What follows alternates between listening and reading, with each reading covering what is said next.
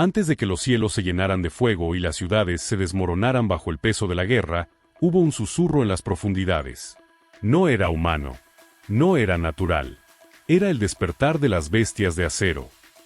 En los albores de la Segunda Guerra Mundial, mientras las potencias del mundo afilaban sus espadas y calibraban sus cañones, una fuerza silenciosa emergía desde las entrañas del océano. Invisible al ojo, implacable al corazón. Los submarinos no eran simples máquinas.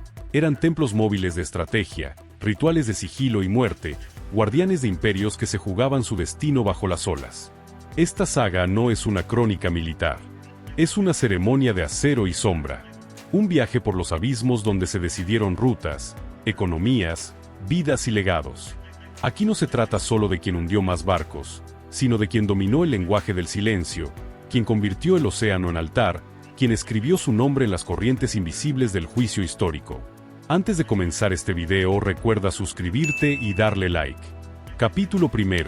El silencio que precede a la tormenta. Antes de que los cielos se llenaran de fuego y las ciudades se desmoronaran bajo el peso de la guerra, hubo un susurro en las profundidades. No era humano. No era natural. Era el despertar de las bestias de acero. En los años previos al estallido de la Segunda Guerra Mundial, mientras los imperios se rearmaban y los discursos inflamaban los corazones de millones, algo más profundo, más silencioso, comenzaba a gestarse. No en los parlamentos ni en los campos de entrenamiento, sino en los astilleros, en los laboratorios, en las mentes de ingenieros que soñaban con máquinas capaces de desaparecer bajo el agua y reaparecer como espectros letales.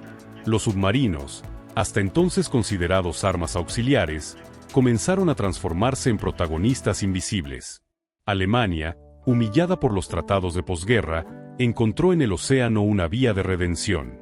Bajo la mirada de un comandante que hablaba con los abismos, los U-Boats no eran simples embarcaciones, eran lobos, cazadores rituales que acechaban en manada. Cada inmersión era una plegaria, cada torpedo una sentencia, cada regreso una ceremonia de sangre y acero. Mientras tanto, al otro lado del mundo, Estados Unidos observaba desde el Pacífico. Su doctrina aún era joven, pero sus astilleros bullían de actividad. El diseño de sus submarinos no solo respondía a la necesidad técnica, sino a una visión estratégica: cortar las arterias del imperio japonés. Cada compartimiento, cada válvula, cada torpedo era parte de un ritual de precisión y muerte. No era solo ingeniería, era alquimia militar. Pero no todo era gloria. Los errores del pasado, submarinos que se hundían por fallos de diseño, tripulaciones atrapadas en tumbas metálicas, obligaron a una revolución técnica. El acero debía aprender a respirar bajo presión, y los hombres, a confiar en máquinas que podían fallar en cualquier momento. La vida dentro de un submarino era una ceremonia de resistencia. Dormir, comer, respirar, todo era parte de un rito de supervivencia. El miedo era constante, el silencio absoluto, y el enemigo podía estar a solo metros, sin que nadie lo supiera. Incluso hoy, al recorrer los pasillos de un submarino histórico, se siente la presencia de los que vivieron allí. No como turistas, sino como guardianes de un secreto, que bajo las olas se libró una guerra que pocos vieron, pero que cambió el curso de la historia. Porque cada inmersión era una confesión, cada periscopio una visión, cada torpedo una ofrenda. Así comienza esta saga. No con explosiones ni discursos, sino con el murmullo del Leviatán. Porque antes de que el mundo ardiera, el océano ya había elegido a sus campeones. Y ellos, invisibles, silenciosos, letales, ya estaban en posición. Capítulo 2. Alemania y el juramento del Atlántico. Cuando el mundo aún se estremecía por las primeras llamaradas de la guerra, Alemania ya había trazado su estrategia más silenciosa y letal: dominar el Atlántico desde las sombras. No con acorazados ni bombarderos, sino con criaturas de acero que se deslizaban bajo las olas como espectros hambrientos. Los U-Boats no eran simples submarinos. Eran lobos. Y su manada estaba lista para cazar. Karl Donitz, el arquitecto de esta doctrina, no hablaba de barcos, hablaba de rituales. Su visión era clara y despiadada. Los submarinos debían operar en grupos, como lobos acechando convoys aliados. Cada ataque era una danza coordinada, cada hundimiento una ofrenda al nuevo orden que Alemania pretendía imponer. En las profundidades del Atlántico, donde la luz no llegaba y el sonido era devorado por el agua, se libraba una guerra que pocos podían ver, pero que todos sentirían. Los U-Boats tipo 7 eran el corazón de esta estrategia. Compactos, eficientes, diseñados para la cacería. Su silueta se convirtió en símbolo de terror para los marineros aliados. No sabían cuándo ni cómo, pero sabían que estaban allí, bajo ellos, esperando. El océano se convirtió en un altar de sacrificio, y cada convoy que lo cruzaba era una procesión hacia lo desconocido. Los marineros rezaban no por la victoria, sino por llegar vivos. La doctrina de Donitz no era improvisada. Era una liturgia militar. Los lobos se comunicaban en silencio, se reunían en puntos estratégicos, atacaban en oleadas. El convoy era rodeado, marcado y luego desmembrado. Los torpedos no eran armas, eran sentencias. Cada explosión era un versículo en el Evangelio de la supremacía submarina. Y cada hundimiento, una página arrancada del libro de los vivos. Pero no era solo tecnología, era psicología. El miedo al U-Boat era tan poderoso como el torpedo mismo. Los convoys cruzaban el Atlántico con la certeza de que estaban siendo observados. Cada ola podía esconder un enemigo. Cada silencio podía preceder la explosión. La guerra submarina alemana no solo atacaba cuerpos, atacaba mentes. El océano se volvió un campo de ansiedad perpetua. Dentro de los U-Boats, la vida era otra ceremonia. El espacio era mínimo, el aire denso, el silencio absoluto. Los hombres vivían entre válvulas, motores y tubos de torpedos. Dormían junto a la muerte, comían en la penumbra, respiraban con la certeza de que el próximo ascenso podía ser el último. Cada inmersión era una plegaria. Cada periscopio, una confesión. Cada decisión, una sentencia. Y cuando el enfrentamiento era inevitable, la guerra submarina mostraba su rostro más brutal. Hubo ocasiones en que los U-Boats fueron descubiertos, perseguidos, obligados a emerger. Entonces, el combate dejaba de ser invisible. Era acero contra acero, voluntad contra voluntad. Algunos submarinos fueron embestidos, otros se hundieron luchando hasta el último aliento. La ceremonia del cazador se convertía en el sacrificio del cazado. La inteligencia también jugó su papel. Los códigos alemanes, considerados indescifrables, comenzaron a ser vulnerables. El silencio empezó a hablar.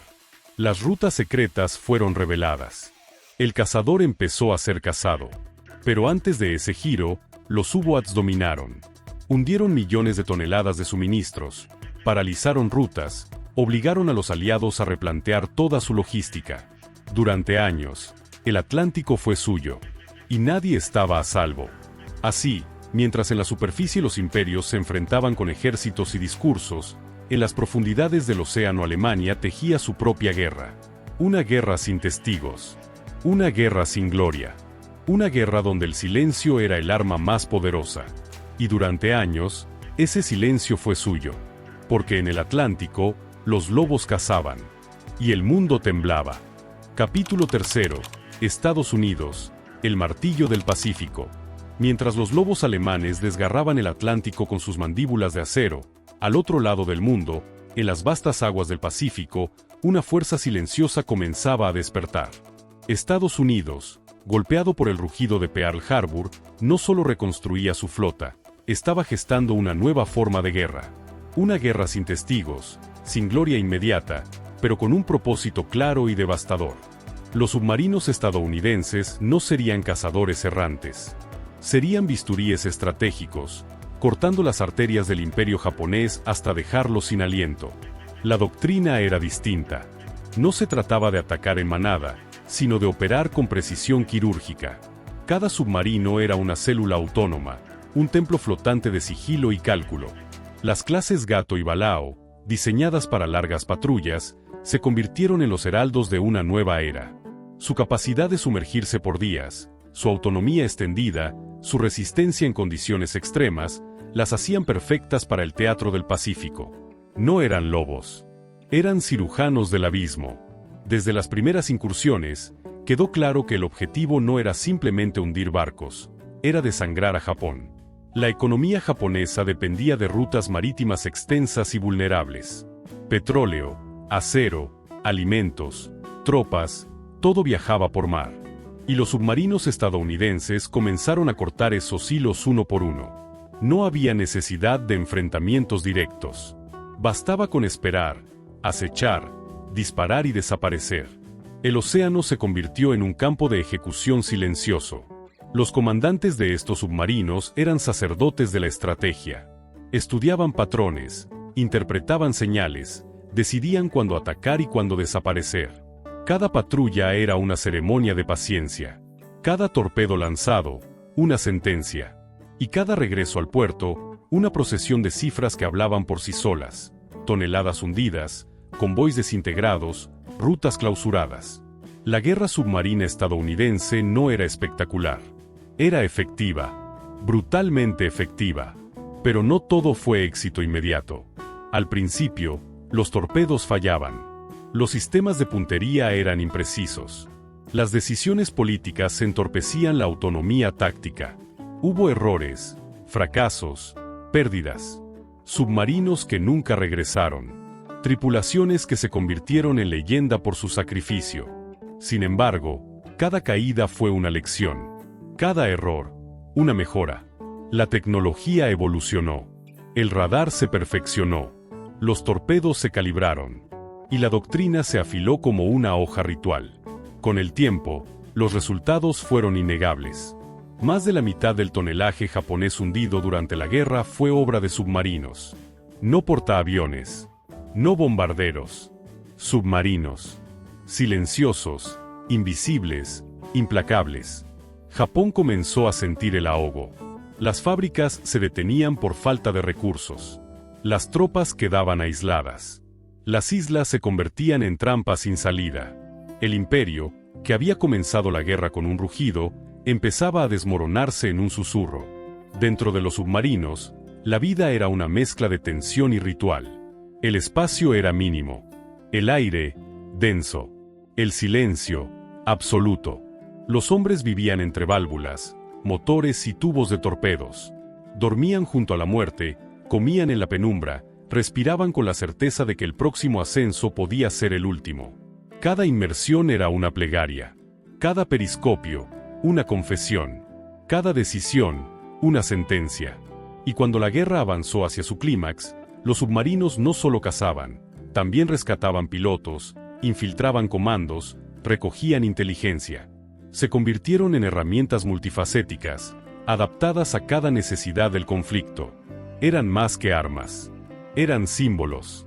Símbolos de una nación que había aprendido a luchar desde el silencio. Así, mientras en Europa los lobos alemanes eran acorralados y exterminados, en el Pacífico los cirujanos del abismo seguían operando. Y su bisturí era certero. Porque en esa guerra sin testigos, sin aplausos, sin cámaras, los submarinos estadounidenses escribieron una de las páginas más efectivas, más letales y más olvidadas de la historia militar. Bajo las olas, sin gloria inmediata, pero con un legado que aún resuena en las profundidades. Capítulo 4. Japón, los dragones del silencio. Mientras el Pacífico se convertía en un altar de precisión quirúrgica para los submarinos estadounidenses, Japón intentaba escribir su propia liturgia bajo las olas. El imperio, orgulloso de su tradición naval, no ignoró el poder del silencio. Desde los primeros días del conflicto, los astilleros japoneses comenzaron a forjar sus propias criaturas abisales, los Iwats. Eran grandes, sofisticados, algunos incluso visionarios.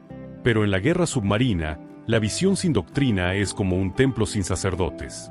Los Iwats fueron concebidos como híbridos, capaces de realizar misiones de reconocimiento, transporte, ataque y hasta lanzamiento de aviones.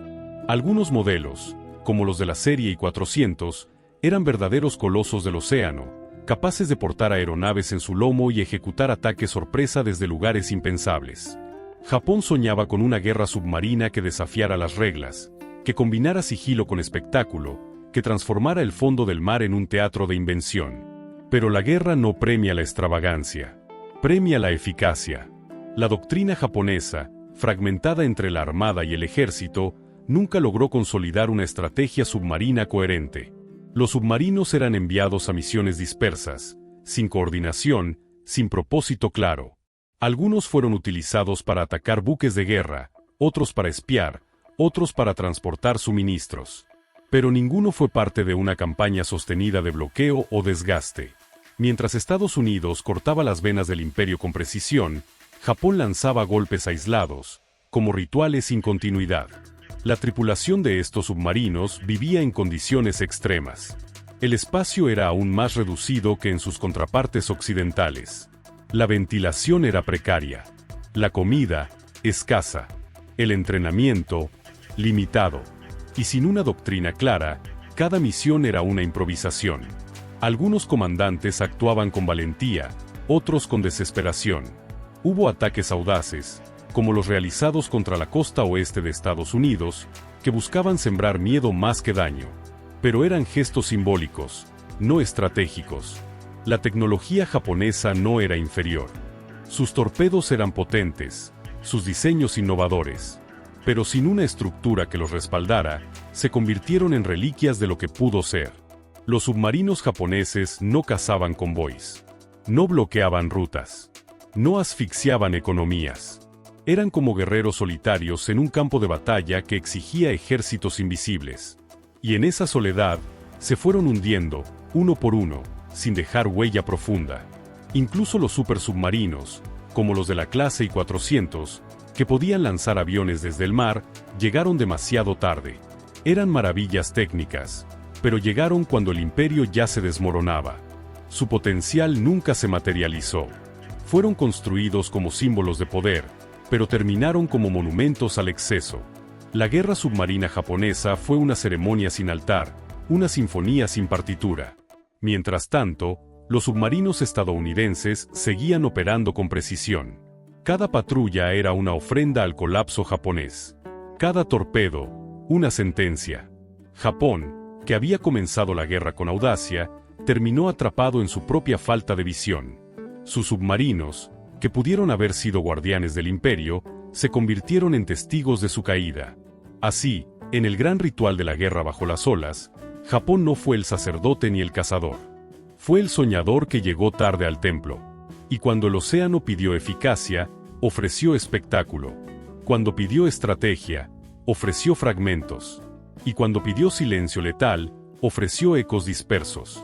Bajo las olas, el imperio japonés no encontró su voz. Y en ese silencio, se perdió. Capítulo 5. Reino Unido, Guardianes del Canal. Mientras el rugido de los cañones resonaba en Europa y los océanos se convertían en altares de acero y estrategia, el Reino Unido se enfrentaba a una guerra distinta, una guerra de resistencia. No buscaba dominar las profundidades, sino proteger lo que aún ardía en la superficie. Su lucha submarina no fue una ofensiva deslumbrante, sino una vigilia constante. Cada inmersión era una promesa de defensa, cada patrulla una plegaria por la continuidad del imperio. La Royal Navy, heredera de siglos de tradición marítima, comprendía que el Atlántico Norte era más que una ruta. Era el cordón umbilical que conectaba a Gran Bretaña con sus aliados, sus colonias, su esperanza. Si ese cordón se cortaba, el corazón del imperio dejaría de latir. Por eso, los submarinos británicos no se lanzaron a la cacería como los alemanes, ni a la disección estratégica como los estadounidenses. Se convirtieron en guardianes. Silenciosos, persistentes, invisibles. Las clases T y S fueron las más utilizadas. No eran prodigios tecnológicos, pero eran confiables, resistentes, capaces de operar en las aguas traicioneras del Ártico, en los estrechos del Mediterráneo, en los rincones donde el enemigo no esperaba encontrar oposición. Su misión no era hundir por gloria, sino por necesidad. Cada ataque era una respuesta, cada hundimiento, una advertencia, y cada regreso, una reafirmación de que el océano aún podía ser defendido. La estrategia británica se basaba en la coordinación. Centros de mando subterráneos, redes de inteligencia, cálculos meticulosos. No era una guerra de improvisación, sino de precisión. Los submarinos se movían como piezas de un tablero invisible, guiados por señales, intuiciones y decisiones que se tomaban en la penumbra. Era una guerra de mentes, donde el acero era solo la extensión de la voluntad. Pero también hubo ofensiva. En el Mediterráneo, los submarinos británicos acosaron convoys italianos, interrumpieron suministros, sembraron el caos. En el Báltico, se infiltraron en rutas vigiladas, desafiaron la lógica del enemigo. Y en el lejano oriente, operaron en condiciones extremas, enfrentando no solo al enemigo, sino al clima, la distancia, el aislamiento. Cada misión era una ceremonia de resistencia. Cada comandante, un sacerdote del sigilo. La vida a bordo era austera. El espacio reducido, el aire denso, el silencio absoluto. Los hombres vivían entre motores, válvulas y recuerdos. Dormían junto a la incertidumbre, comían en la penumbra, respiraban con la certeza de que el próximo ascenso podía ser el último. La rutina era un ritual. La espera, una prueba. Y el regreso, una bendición. Los submarinos británicos no fueron los más letales, ni los más numerosos. Pero fueron constantes, persistentes, fundamentales. Mientras otros cazaban, ellos protegían. Mientras otros buscaban gloria, ellos sostenían el equilibrio. Y en esa tarea silenciosa, tejieron una red invisible que mantuvo viva la llama del imperio. Así, en el gran ritual de la guerra submarina, el Reino Unido no fue el cazador ni el mártir. Fue el guardián. El que sostuvo el puente. El que resistió sin alarde, pero con propósito. Y en ese propósito, encontró su legado.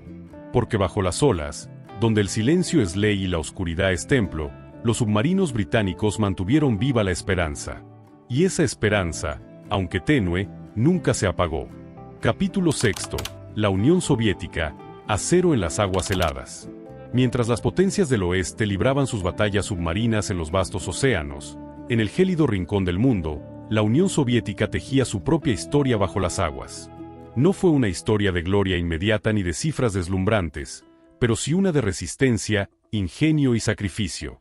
En los mares helados del Báltico, el Ártico y el Lejano Oriente, los submarinos soviéticos se convirtieron en centinelas de un imperio que luchaba por sobrevivir, por avanzar, por no ser devorado por el coloso nazi. La flota submarina soviética, compuesta por clases como las Chuka, la K y la M, no contaba con la sofisticación técnica de sus contrapartes alemanas o estadounidenses. Pero tenía algo más profundo, una voluntad férrea. Cada patrulla era una prueba de carácter. Las condiciones eran brutales. El hielo cerraba rutas, los motores fallaban, las comunicaciones eran precarias. Y sin embargo, los submarinos soviéticos se lanzaban al abismo con una determinación que rozaba lo ritual. No eran cazadores. Eran mártires del acero. En los primeros años de la guerra, la estrategia soviética fue defensiva. Los submarinos operaban en el Báltico, acosando convoys alemanes, interrumpiendo suministros, sembrando incertidumbre. Pero el enemigo era poderoso, y las pérdidas fueron devastadoras. Muchos submarinos quedaron atrapados por minas, por redes, por el hielo. Algunos fueron destruidos sin haber disparado un solo torpedo. Y aún así, la flota persistía. Como si cada hundimiento fuera una ofrenda, cada sacrificio una promesa de que el mar no sería entregado sin lucha. La vida a bordo era una penitencia. El frío calaba los huesos, el aire se volvía irrespirable, la comida escaseaba. Los hombres vivían entre motores que temblaban, válvulas que goteaban, paredes que crujían bajo la presión del océano. Dormían con el miedo como compañero, comían con la muerte como sombra. Y sin embargo, cumplían sus misiones. Porque para ellos, el submarino no era solo una máquina. Era un templo. Un lugar donde se honraba la patria con cada inmersión. Con el paso del tiempo, la doctrina evolucionó. Los soviéticos comenzaron a operar en el Ártico, protegiendo convoys aliados que llevaban suministros vitales a través de rutas congeladas. Allí, en ese desierto blanco, los submarinos se convirtieron en guardianes invisibles. No cazaban por gloria, sino por necesidad. Cada torpedo disparado era una súplica. Cada enemigo hundido, una victoria silenciosa.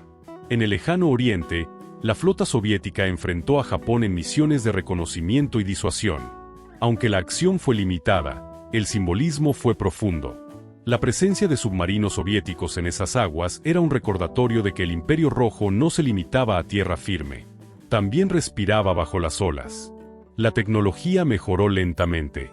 Se introdujeron sistemas más confiables, se perfeccionaron los diseños, se entrenaron mejor las tripulaciones. Pero el alma de la flota seguía siendo la misma: resistencia.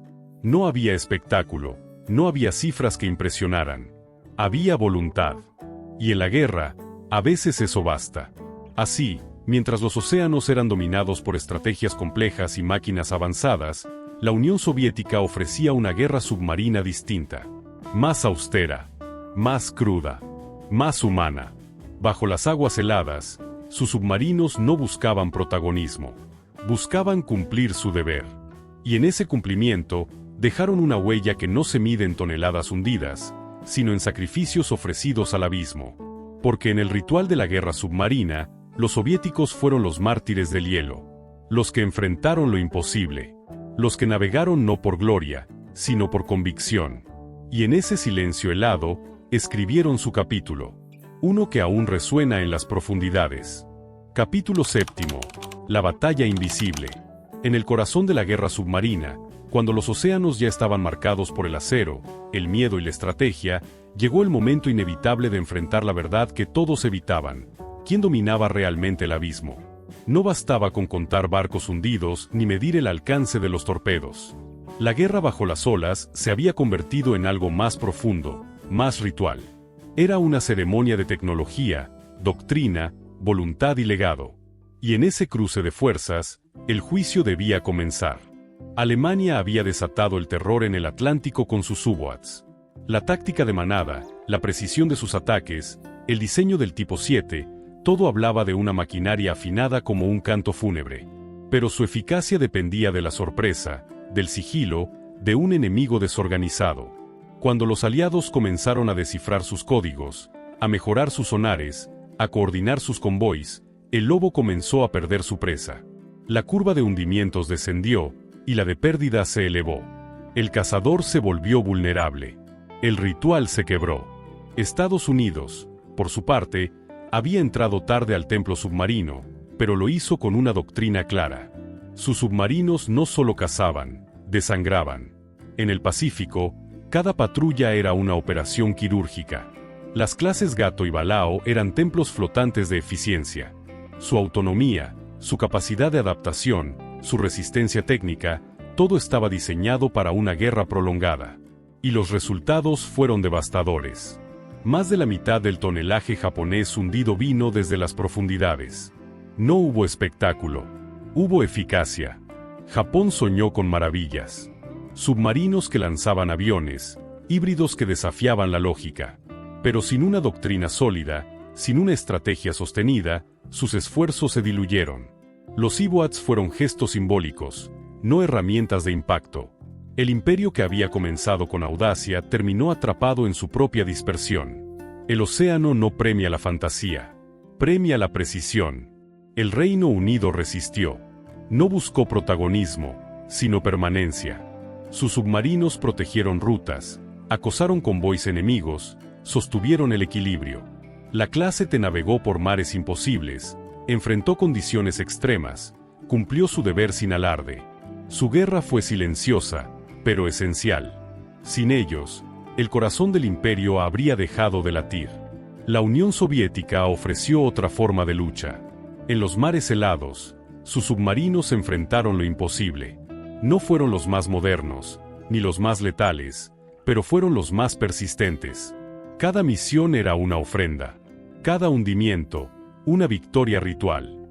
Su guerra submarina fue una ceremonia de resistencia, no de conquista. Y entonces, cuando todas las piezas estaban sobre el tablero, el juicio comenzó.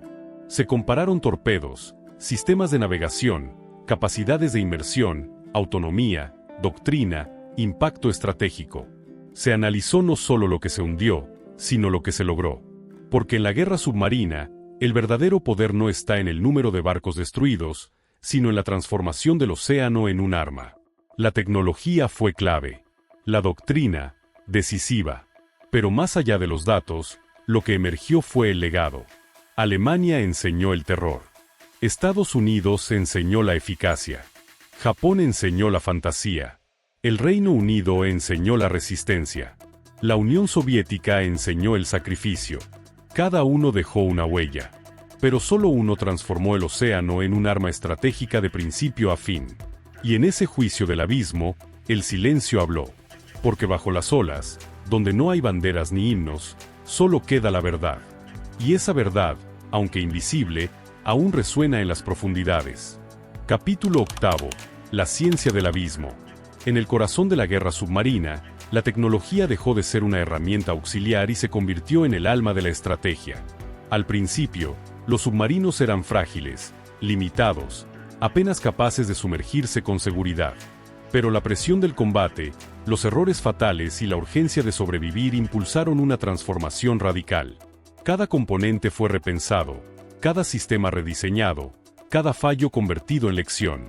Los cascos se reforzaron para soportar mayores profundidades.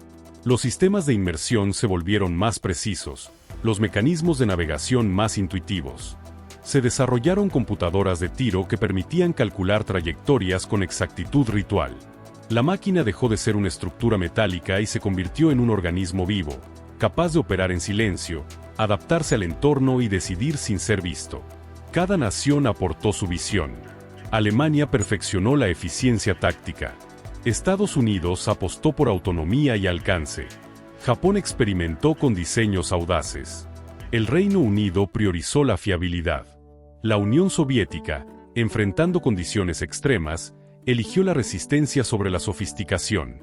El resultado fue una competencia de ingenios, donde el océano era juez y verdugo. La vida a bordo también se transformó. Lo que antes era una lucha constante contra la incomodidad y el peligro, se volvió una rutina ritualizada. Cada sonido, cada válvula, cada silencio tenía un significado. Los submarinos se convirtieron en templos flotantes, donde la ingeniería y la intuición se fundían en una sola voluntad. Al final del conflicto, los submarinos ya no eran simples armas. Eran criaturas del abismo, templos de precisión, símbolos de una nueva forma de guerra. Una guerra donde el acero respiraba cálculo, y el silencio gobernaba. Y en ese silencio, la tecnología se volvió doctrina. Una doctrina que aún navega bajo las olas. Capítulo 9. El juramento roto, tratados y transgresiones. Antes de que los submarinos se convirtieran en armas decisivas, fueron promesas contenidas por tratados. Acuerdos internacionales intentaron limitar su uso, restringir su construcción, controlar su despliegue. Pero cuando la guerra se desató, esas promesas se rompieron como papel bajo la lluvia. El océano no reconocía pactos. Solo obedecía al poder. Alemania, tras la Primera Guerra Mundial, tenía prohibido construir submarinos. Sin embargo, en astilleros ocultos y bajo nombres falsos, los U-Boats comenzaron a renacer. No como herramientas defensivas, sino como símbolos de desafío. Cada casco ensamblado era una negación del castigo impuesto, una declaración silenciosa de que el abismo volvería a hablar en alemán. Japón, por su parte, cruzó líneas invisibles con gestos audaces. Submarinos que lanzaban aviones, misiones encubiertas, ataques sorpresivos. Su estrategia no respetaba límites diplomáticos. Era una guerra de imaginación, de transgresión, de ruptura con lo establecido. Estados Unidos, aunque más contenido en apariencia, también operó fuera de los márgenes. Sus submarinos ejecutaron bloqueos totales, hundieron sin previo aviso, patrullaron zonas neutrales. La urgencia del conflicto borró las líneas del protocolo. La supervivencia dictaba las reglas. Incluso el Reino Unido, guardián de la tradición naval, se vio obligado a actuar con pragmatismo. La defensa del Atlántico requería decisiones rápidas, ataques preventivos, operaciones encubiertas. Los tratados se convirtieron en reliquias, y la guerra en ley suprema. La Unión Soviética, aislada y desconfiada, nunca confió en acuerdos internacionales. Sus submarinos operaban en silencio, sin rendir cuentas, sin reconocer fronteras. Para ellos, el océano era territorio de resistencia, no de diplomacia. Así, mientras los líderes hablaban de paz y límites, los submarinos escribían otra historia. Una historia de violaciones necesarias, de pactos rotos por la urgencia, de estrategias que ignoraban el papel y obedecían al acero. La guerra submarina no solo transformó la tecnología y la táctica, transformó la ética. Y en ese nuevo código, el abismo no reconocía tratados. Solo reconocía voluntad. Capítulo 10. Los comandantes del silencio. En el silencio ritual de la guerra submarina, donde cada inmersión era una apuesta contra el tiempo y el acero, surgieron figuras que no solo comandaban máquinas, sino que encarnaban el espíritu del abismo. Los comandantes submarinos no eran simples oficiales. Eran intérpretes del sigilo, estrategas del vacío, guardianes de una guerra sin testigos. Algunos lideraban con cálculo frío, otros con audacia feroz.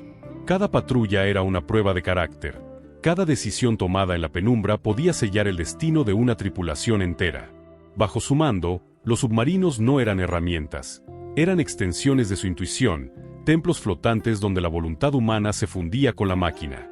En el Pacífico, nombres como Moose Morton y Gene Fluckey se volvieron leyenda. Morton, al frente del USS Wahoo, convirtió cada patrulla en una declaración de poder. Su estilo era agresivo, directo, casi ceremonial en su precisión. Fluckey, por otro lado, transformó el USS Barb en una criatura impredecible, capaz de atacar desde lo imposible y desaparecer sin dejar rastro. Su tripulación lo llamaba el mago del abismo, y no era por exageración. En Europa, los comandantes alemanes como Otto Kretzmer y Günther Prien dominaron el Atlántico con tácticas de manada y precisión quirúrgica. Cada ataque era una danza letal, cada evasión una obra maestra de cálculo. Pero también hubo figuras británicas que, sin buscar protagonismo, sostuvieron el equilibrio en mares imposibles.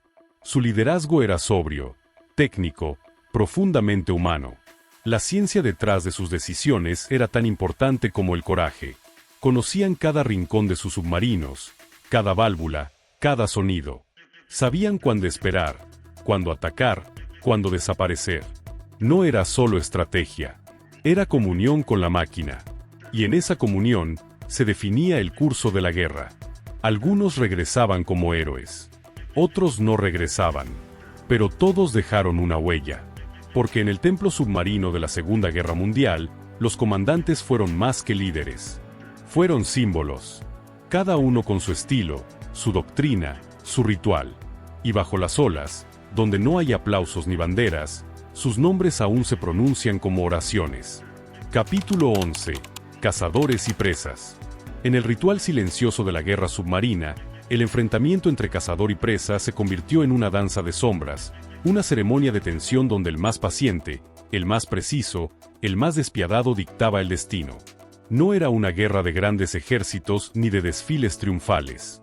Era una guerra de ecos, de vibraciones, de decisiones tomadas en la penumbra, donde el error no se corregía, se pagaba con vidas. El submarino, criatura del abismo, se movía con sigilo absoluto. Su poder no residía en la fuerza bruta, sino en la invisibilidad. Acechaba convoys, esperaba el momento exacto, lanzaba su ataque y desaparecía. Pero no estaba solo. En la superficie, los destructores, las corbetas, los aviones antisubmarinos, todos se convertían en cazadores de lo invisible. Cada patrulla era una cacería ritual, cada contacto una prueba de nervios, cada ataque una coreografía letal. La tecnología era el lenguaje secreto de esta guerra. El sonar, el radar, las cargas de profundidad, los patrones de zigzag, los torpedos acústicos, cada elemento era parte de una sinfonía silenciosa. El submarino debía leer el mar como un texto sagrado, anticipar el movimiento del enemigo, fundirse con el entorno. El cazador debía interpretar el silencio, seguir rastros mínimos, atacar sin ver. Era una guerra de percepción, donde el más intuitivo sobrevivía. Algunos encuentros se volvieron leyenda. Submarinos que lograron escapar tras horas de persecución, navegando al borde del colapso. Destructores que hundieron enemigos con una sola carga precisa, guiados por una intuición casi mística. Tripulaciones que resistieron sin oxígeno, sin luz, sin esperanza, hasta que el cazador se rindió. Cada historia era una ofrenda al abismo, una muestra de que bajo las olas, el combate no era físico, era espiritual. Y cuando el cazador se convertía en presa, el ritual se invertía. El submarino, acorralado, debía decidir entre emerger y luchar o hundirse con honor. Algunos eligieron la superficie, enfrentando cañones y fuego. Otros se sumergieron para siempre, dejando solo burbujas como testimonio. El océano no juzgaba, solo guardaba. La guerra submarina no fue una sucesión de victorias y derrotas. Fue una ceremonia continua, donde cada combate era una oración, cada maniobra una plegaria, cada hundimiento una historia que el mar absorbía sin ruido. Los comandantes, tanto de submarinos como de destructores, no eran solo estrategas, eran sacerdotes del abismo, intérpretes de un lenguaje que no se enseña, solo se vive. En ese teatro sin luces, sin testigos, sin gloria inmediata, se definieron rutas, se quebraron imperios, se escribieron capítulos que aún resuenan en las profundidades. Porque en el silencio del océano, donde todo se decide sin ser visto, la guerra entre cazador y presa fue más que táctica. Fue símbolo. Y ese símbolo, aún hoy, navega bajo las olas. Capítulo 12. El hundimiento del imperio japonés. En los últimos meses de la guerra, Japón ya no combatía por victoria, sino por aire. Lo que alguna vez fue un imperio expansivo, sostenido por rutas marítimas que alimentaban su industria y ejército, comenzó a desmoronarse sin que un solo soldado pisara su suelo. La causa no fue una invasión terrestre ni una ofensiva masiva. Fue una asfixia lenta, metódica, ejecutada por los silenciosos verdugos del océano, los submarinos. Desde las profundidades, las flotas submarinas comenzaron a cortar las arterias vitales del imperio. Buques cargados de petróleo, alimentos, municiones y maquinaria eran interceptados y hundidos antes de alcanzar sus destinos. Cada torpedo disparado no solo destruía un barco, arrancaba una parte del sistema nervioso logístico japonés. Las fábricas se detenían por falta de insumos, los aviones quedaban sin combustible, los soldados sin refuerzos. Japón, rodeado por agua, se convirtió en una isla sitiada. La marina japonesa, otrora orgullosa, estaba paralizada. Sus barcos eran cazados antes de zarpar. Sus submarinos eran superados por una tecnología más precisa y una estrategia más agresiva. Los pilotos, cada vez menos entrenados, eran lanzados al combate como ofrendas desesperadas. La experiencia se desvanecía, y con ella, la capacidad de respuesta. A esta asfixia se sumaron los bombardeos sistemáticos que destruyeron la infraestructura restante. Las ciudades ardían, los centros logísticos eran reducidos a cenizas, y la población comenzaba a sentir el peso de una guerra que ya no ofrecía esperanza. Las fábricas, sin materias primas, se convertían en esqueletos de acero. Los puertos, sin barcos ni carga, eran testigos mudos del colapso. Incluso los intentos de mantener vínculos con aliados fueron interceptados y destruidos.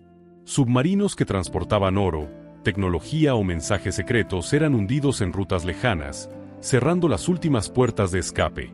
La estrategia submarina no buscaba una victoria rápida, buscaba el colapso total. Y lo logró. Japón no cayó por una sola espada, sino por 1000 cortes invisibles. La guerra submarina, silenciosa y constante, fue el verdugo que cerró el círculo. El imperio no se rindió por debilidad moral, ni por una derrota puntual. Se rindió porque ya no podía respirar. Porque el océano, convertido en arma, le había quitado el aire. En ese momento final, cuando los líderes japoneses miraban los mapas y veían rutas cerradas, fábricas apagadas, ciudades en ruinas y mares dominados por enemigos invisibles, entendieron que no quedaba nada. La rendición no fue una elección. Fue una consecuencia inevitable. El silencio del abismo había hablado. Y su veredicto fue definitivo. Capítulo 13. El legado sumergido. Cuando el último torpedo se hundió en el silencio del océano y las máquinas comenzaron a apagarse, lo que emergió no fue solo el fin de una guerra, sino el nacimiento de una doctrina. La guerra submarina, que había comenzado como una táctica desesperada, se convirtió en una escuela profunda, una tradición técnica y espiritual que transformó para siempre la forma en que las naciones entendían el poder bajo las olas. Los submarinos, que en sus inicios eran frágiles y limitados, evolucionaron hasta convertirse en templos flotantes de precisión. Cada patrulla, cada evasión, cada hundimiento dejó una huella que no se borró con la paz. Las lecciones aprendidas en la oscuridad se convirtieron en manuales, en simuladores, en rituales de entrenamiento. Lo que antes era improvisación se volvió ciencia. Lo que fue supervivencia se convirtió en doctrina. Las academias navales comenzaron a estudiar no solo los planos, sino las decisiones. Se analizaban maniobras, se reconstruían combates, se enseñaba a leer el mar como un texto vivo. Los comandantes que habían sobrevivido a la guerra se convirtieron en maestros, y sus relatos, en liturgias. El silencio del abismo se volvió parte del currículo. No se trataba solo de operar una máquina, sino de comprender su alma. La tecnología también siguió su curso. Los sistemas se automatizaron, los cascos se reforzaron, los motores se volvieron más silenciosos. La energía nuclear permitió que los submarinos dejaran de depender del aire, convirtiéndose en criaturas permanentes del océano. Ya no eran visitantes del abismo, eran sus habitantes. Y con esa permanencia vino una nueva forma de poder, más sutil, más constante, más temida. Pero el legado no fue solo técnico, fue humano. Las historias de quienes vivieron en penumbra, de quienes tomaron decisiones sin margen de error, de quienes enfrentaron el miedo en cada inmersión, se convirtieron en parte de la memoria naval. No eran solo operadores. Eran guardianes de una tradición que no se mide en victorias, sino en resistencia. Incluso en tiempos de paz, los submarinos siguieron navegando. No como armas activas, sino como testigos del silencio. Cada patrulla moderna lleva consigo el eco de aquellas decisiones tomadas en la oscuridad. Cada maniobra es una repetición de un gesto antiguo. Cada comandante sabe que, bajo las olas, no hay margen para el error. Solo hay respeto por el abismo. Así, el capítulo final de la guerra submarina no fue una conclusión. Fue una continuidad. Porque el océano, que no olvida, sigue hablando. Y en su lenguaje profundo, aún resuena la memoria de quienes lo dominaron. La guerra terminó. Pero su doctrina sigue viva, navegando en cada sombra, en cada silencio, en cada decisión tomada sin testigos. Capítulo 14. El veredicto del abismo. Cuando la guerra terminó y los océanos se aquietaron, los submarinos no fueron relegados a la historia como simples armas del pasado. Lo que había nacido como una táctica desesperada se convirtió en una doctrina profunda, una tradición técnica y espiritual que transformó para siempre la relación entre el ser humano y el abismo. El silencio que antes servía para matar, ahora servía para preservar. Y en ese silencio, los submarinos comenzaron a navegar no como instrumentos de destrucción, sino como testigos de una era que cambió el curso de la humanidad. La posguerra no fue un tiempo de olvido, sino de reflexión. Las naciones que habían dominado las profundidades comenzaron a estudiar sus propias sombras. Los modelos de combate se convirtieron en prototipos de paz, y los cascos que antes ocultaban torpedos ahora guardaban memorias. La evolución técnica no se detuvo, se aceleró. Los submarinos se hicieron más silenciosos, más profundos, más autónomos. La energía nuclear les dio permanencia. Ya no eran visitantes del fondo marino. Eran sus habitantes. Criaturas que podían permanecer sumergidas durante meses, invisibles, inalcanzables, como espectros del pasado que se negaban a desaparecer. Pero más allá de la ingeniería, lo que perduró fue la memoria. Las tripulaciones que vivieron en penumbra, que tomaron decisiones sin margen de error, que enfrentaron el miedo en cada inmersión, dejaron algo más que estadísticas. Dejaron una forma de pensar, una forma de sentir, una forma de resistir. Y esa forma se convirtió en doctrina. En las academias navales, no solo se enseñaba a operar una máquina, sino a entender su alma. Cada maniobra moderna lleva consigo el eco de decisiones tomadas en la oscuridad. Cada comandante sabe que, bajo las olas, no hay margen para el error. Solo hay respeto por el abismo. Los submarinos se convirtieron en cápsulas del tiempo. Dormir en uno de ellos, recorrer sus pasillos estrechos, escuchar los ecos de válvulas y motores, se volvió una experiencia de comunión con el pasado. No era nostalgia, era reverencia. Cada rincón contaba una historia. Cada válvula tenía un nombre. Cada silencio, una decisión. Y quienes visitaban estos templos flotantes no lo hacían para entretenerse, sino para entender, para sentir, para recordar. Incluso en tiempos de paz, los submarinos siguieron navegando. No como armas activas, sino como guardianes de una memoria que no debía perderse. Cada patrulla moderna es una repetición de un gesto antiguo. Cada inmersión es una plegaria. Cada regreso, una ceremonia. Porque el océano, que no olvida, sigue hablando. Y en su lenguaje profundo, aún resuena la memoria de quienes lo dominaron. La guerra terminó. Pero su sombra navega todavía, silenciosa, intacta, como un susurro que el mar se niega a soltar. El capítulo final no fue un cierre. Fue una continuidad. Porque el legado submarino no pertenece solo al pasado. Pertenece al presente.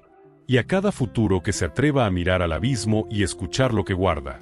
Cuando los cañones callaron y los mares se calmaron, no fueron los gritos los que quedaron, sino el eco de los que nunca fueron vistos. Al final de la guerra, Los imperios contaron sus muertos, sus ruinas y sus victorias. Pero bajo las aguas, donde no hay monumentos ni estatuas, quedó la verdadera historia. Alemania, con sus manadas de lobos, enseñó el terror táctico. Estados Unidos, con precisión quirúrgica, desangró el imperio japonés. El Reino Unido resistió con dignidad, Japón soñó con híbridos imposibles, y la Unión Soviética se hundió en su propio hielo. ¿Quién fue el más efectivo? No solo el que hundió más, sino el que transformó el mar en estrategia, el que convirtió el silencio en arma, el que dejó un legado que aún hoy navega en las doctrinas modernas. Así termina esta ceremonia. No con una bandera, sino con una pregunta que aún flota. ¿Quién dominó realmente el imperio bajo las olas? Como siempre, si les gustó este video, no olviden suscribirse y dejar su like. Nos vemos en el próximo video.